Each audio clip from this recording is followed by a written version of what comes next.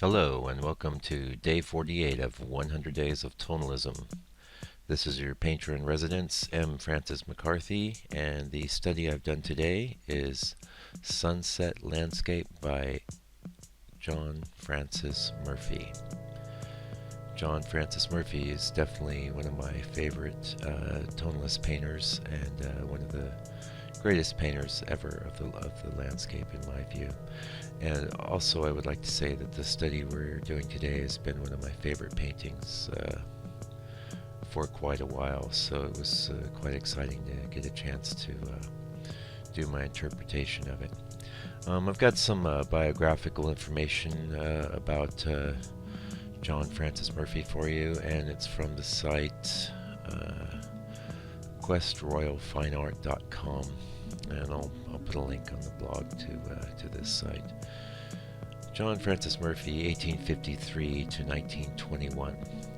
J. Francis Murphy was America's premier tonalist, whose landscapes bear his poetic style. Moving away from realistic depictions of nature, Murphy attempted to capture landscape's lyrical potential, often applying several layers of glaze to achieve atmospheric effects. Born in Oswego, New York, Murphy was a self-taught artist whose sensitive temperament drew him towards the pastoral scenes. After keeping a studio in New York City for many years, he moved to Arkville, a picturesque town in the Catskills that had once been the home of Thomas Cole. There, Murphy created evocative vignettes of stark meadows and still ponds, pushing his moody style to its expressionistic limits. Murphy's paintings were highly sought after during his lifetime, earning praise from collectors and critics alike.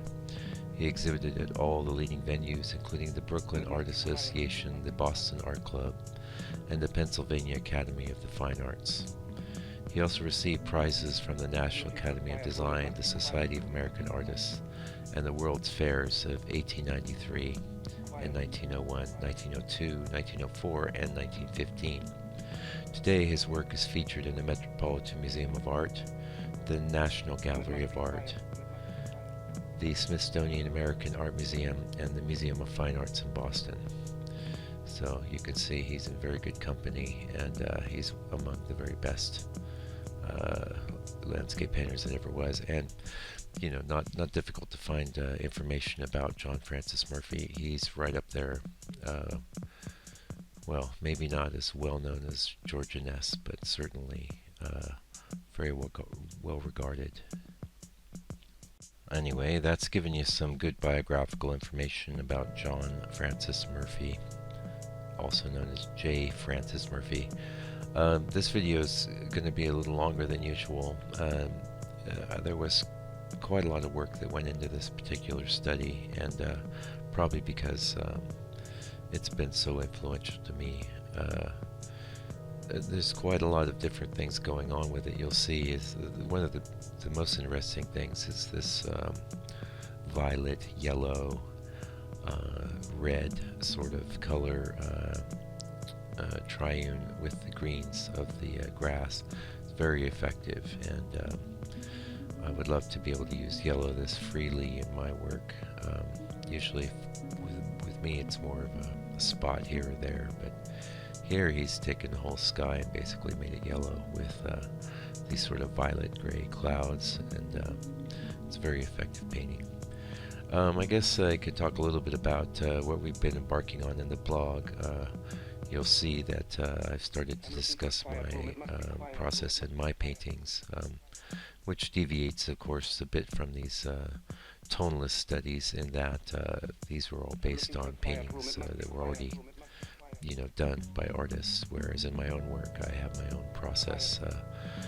A lot of times, utilizing photography and other approaches that I do. I'm going to be writing about that pretty extensively, so if you're interested in learning more about how I work and how I've come about my particular way of working, be sure to follow my blog. It's going to be, going on for quite a while. I plan on going into more depth and detail than I ever have previously in any blog that I've written.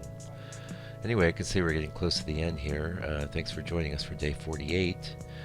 Be sure to come back tomorrow if you'd like to see more of my work. It's landscapepainter.co.nz, and we will see you tomorrow. Meanwhile, stay out of trouble.